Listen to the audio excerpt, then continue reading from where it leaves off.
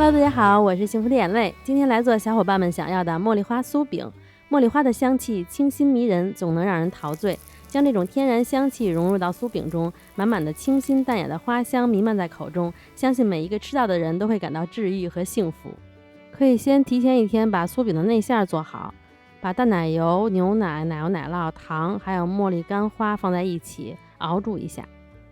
煮到这样浓稠的状态就好了。用刮刀刮一下，会缓慢流动，然后就给它装在一个容器里，表面盖上保鲜膜，放到冰箱里冷藏1晚上。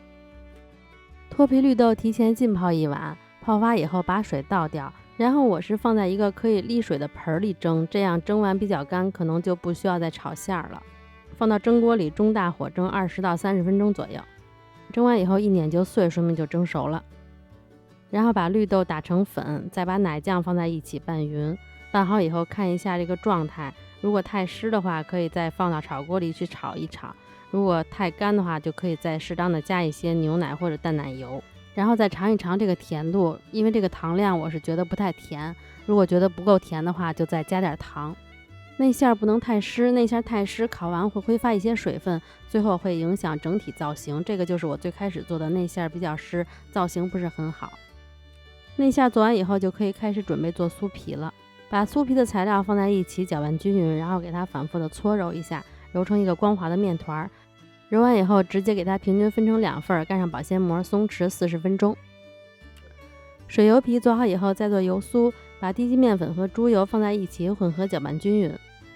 然后再放在桌子上搓一搓，要给它搓到一点面粉的颗粒都没有了。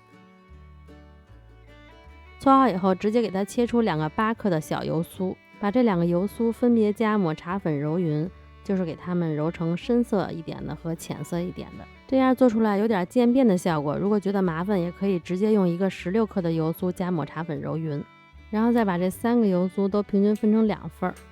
取出一个水油皮擀开，把光滑的面朝下，分别放上3个颜色的油酥各1份，颜色由深到浅摆放，油酥就放在油皮正中间的位置。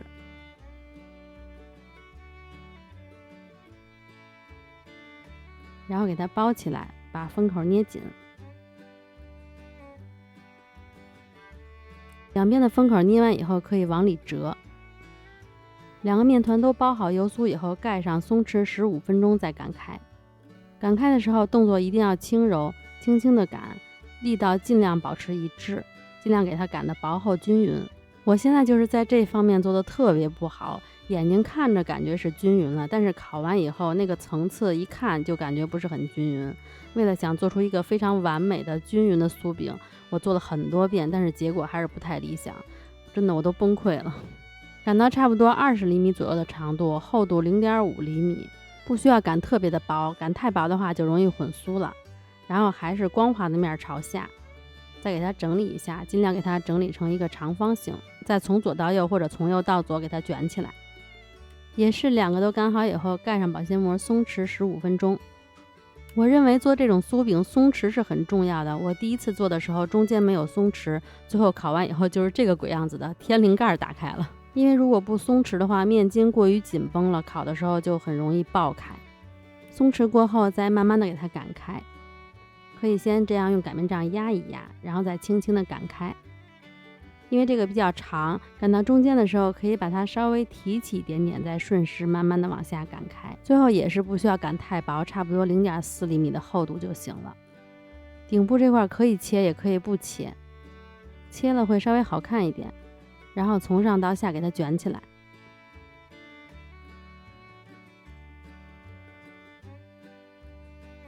都卷好以后再松弛5到10分钟，然后再给它切开。内馅分成35克一个滚圆，给它对半切开，这样这一个面团就是可以做2个酥饼。然后桌面上可以平铺一张保鲜膜，把切面压在下边给它擀开，这样不容易破酥。放上内馅，慢慢的给它包起来就好了，把封口捏紧。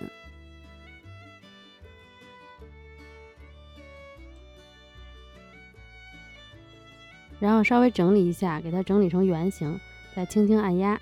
把4个都包好以后再进行下一步塑形。找一个圆的东西在中间按个坑，如果没有圆的东西的话，我告诉你们用什么，手指头，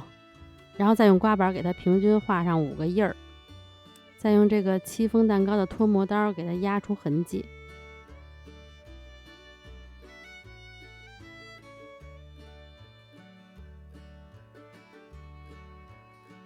这样就成了一个5瓣花的造型。每个花瓣中间再用刮板轻轻地压个印儿出来，中间刷一点蛋液，